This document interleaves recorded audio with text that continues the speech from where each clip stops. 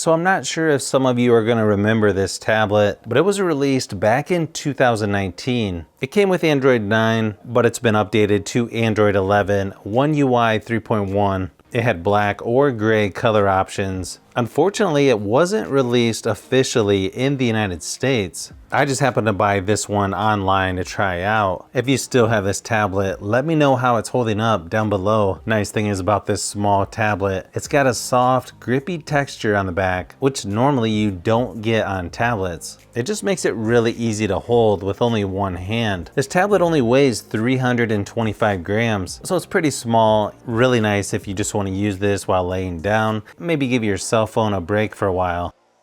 And this one actually has a really nice looking screen. It's got a 1920 by 1200 resolution, 8-inch TFT screen. You actually get full HD playback on Netflix, 2160p resolution when watching YouTube videos. To me, that seems pretty impressive for a small tablet like this, especially when you see what other small tablets are like, especially Android tablets. So yeah, this tablet's gonna be great for watching videos, reading, browsing online. Doing just about anything on here is gonna look quite a bit better, and is definitely gonna look better than some of the newer tablets like the Tab A7 Lite that just came out recently.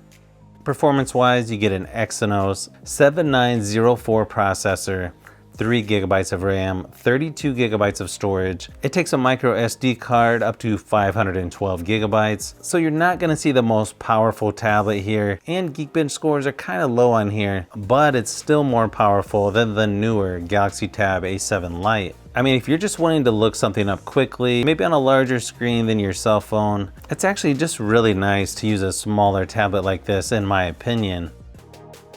Now, if you like tablets, phones, and other tech, consider hitting that subscribe button. I try to cover as much on the channel as possible, and I'll be posting more videos this year than ever before. You're also not going to see the highest settings for games on here. It's still going to play pretty smooth for the most part, depending on which games you're playing, but it does fine on PUBG Mobile, Asphalt 9, and don't forget, a lot of these mobile games are optimized for lower settings nowadays, so it should be able to handle most games. It might take a little bit longer to load the games or do updates. I feel like most people would enjoy gaming on a tablet this size. I know I do.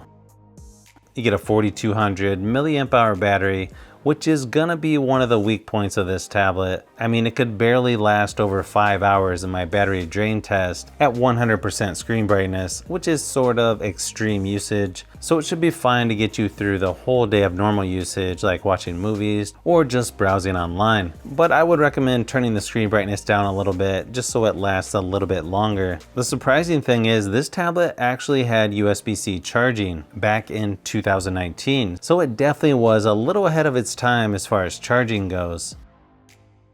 Software-wise, this is on Android 11, so you're gonna get a very similar experience to other Galaxy tabs out there, although it might not feel like this is the most powerful tablet just moving around the software, which is sort of to be expected. This is still considered a more affordable tablet, but in my opinion, still feels pretty good for 2022 performance. I wouldn't expect most people to do a lot of multitasking on here, but the great thing is it has a built-in S Pen, very similar to what you would see on a Galaxy Note smartphone, or similar to the new Galaxy S22 Ultra that was just announced. Even if you don't want to take notes or draw, it's still a nice option to have for just moving around the software, or to give your hand a break from tapping on everything.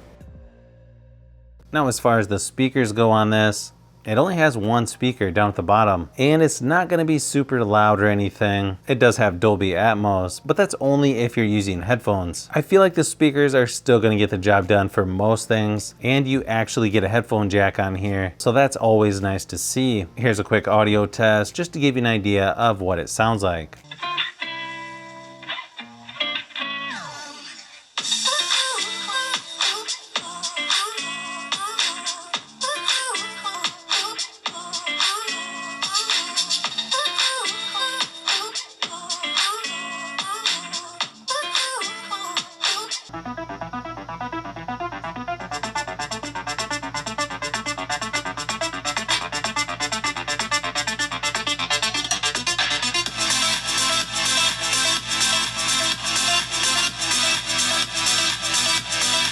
Now the cameras on here, not gonna be great. You've got an 8 megapixel rear facing camera, 5 megapixel on the front facing. I mean, this probably won't be the first thing you grab to do a Zoom meeting, even though this does have 1080p resolution for video on the front and rear facing cameras. It's just gonna struggle a little bit in lower light situations. So if you would use this, just make sure you have really good lighting. Here's a few samples of photos and video just to give you an idea of what this tablet is capable of.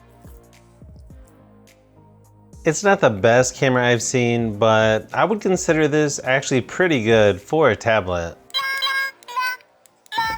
Unfortunately, this might be the last Android version or software update that this tablet gets. There may be a security update here and there, but I kind of expected that. Considering the A7 Lite is sort of their only budget offering at this size on their website now, at least in the United States. So for that reason, this probably isn't gonna be your best budget tablet to buy in 2022, but it's always nice to go back, take a look at older devices to see how they're doing, and this one definitely was one of my favorite small tablets. So I know there hasn't really been a follow-up to this tablet yet, and it's already 2022, but I wouldn't be surprised if Samsung comes out with something similar to this in the near future, and if they do, you can bet I'll be getting one. So if you've made it this far into the video, you may want to say thanks by subscribing, and don't forget to give a thumbs up if this video was helpful. This is Brian from Fishbee Productions. Thanks for watching, and I'll see you on the next one.